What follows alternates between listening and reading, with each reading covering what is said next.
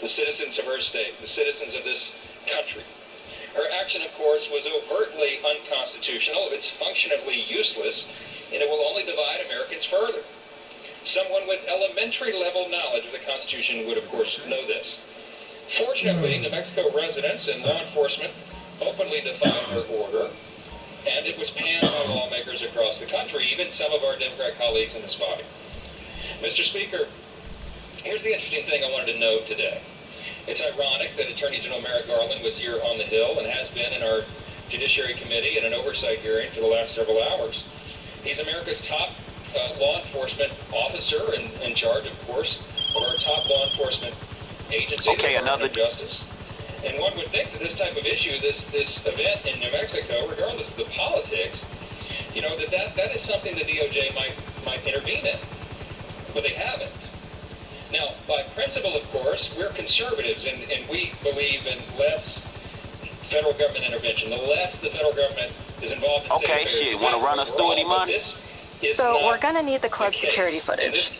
Job 1 is find the club surveillance room. Job 2 is break in.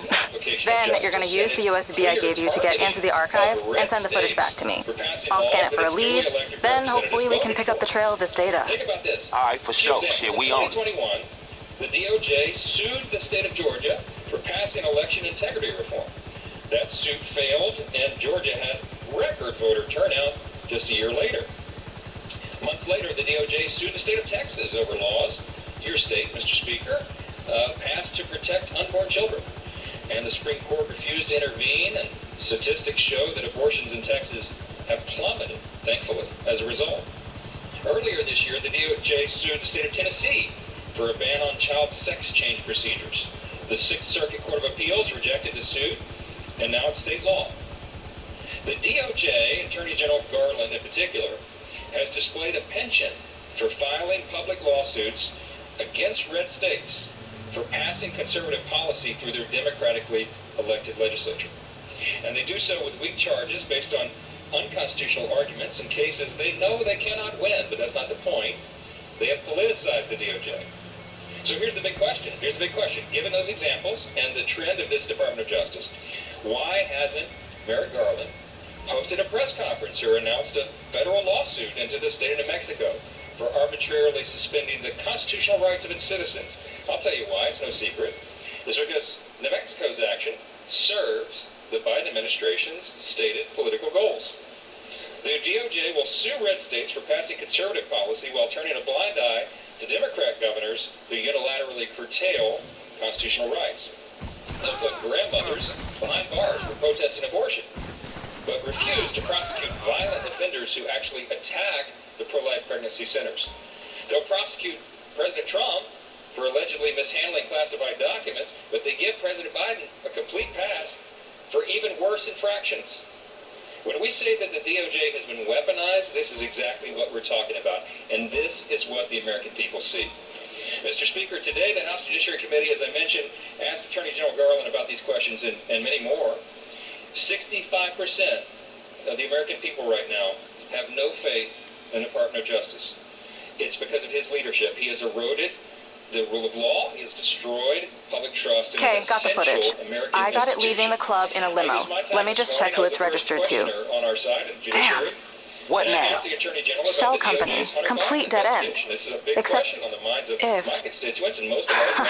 Sweet. The plate got flagged speeding on the traffic camera network. Last known location with you now. Damn, good shit. You know what his answer was? He said, I don't recollect the answer to that question. Really? Okay, so let me get this straight, I told him.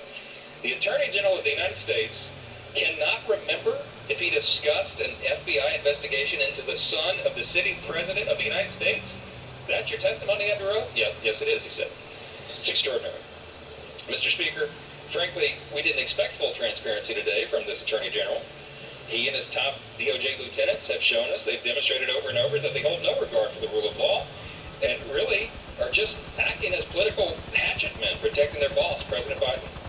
The Attorney General was clearly unwilling or unable to provide the essential answers that we needed today, and we will continue to press for them. That's our job.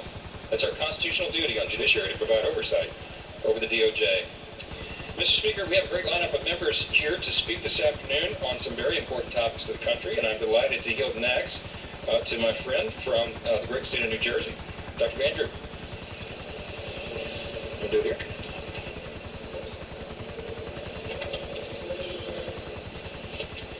Thank you, Mr. Speaker, and I want to thank Congressman Johnson for his leadership. Mr. Johnson is focused. He is an individual who is bringing this whole body forward, and I look forward to working with him continually on these issues.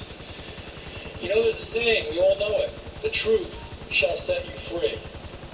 The accusations made against the Bidens more than require an investigation.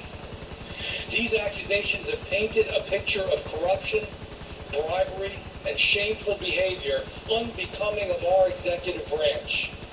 Let's talk about them a little bit. Bank records obtained by the Oversight Committee reveal almost $20 million in payments directed to Biden's associates and family.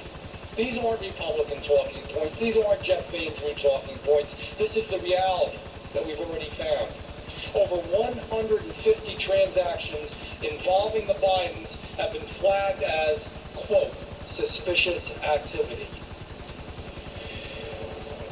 And that's Man, if I got one suspicious activity report, I couldn't get another fucking bank account. Participated in phone calls with his son Hunter. It's a fact.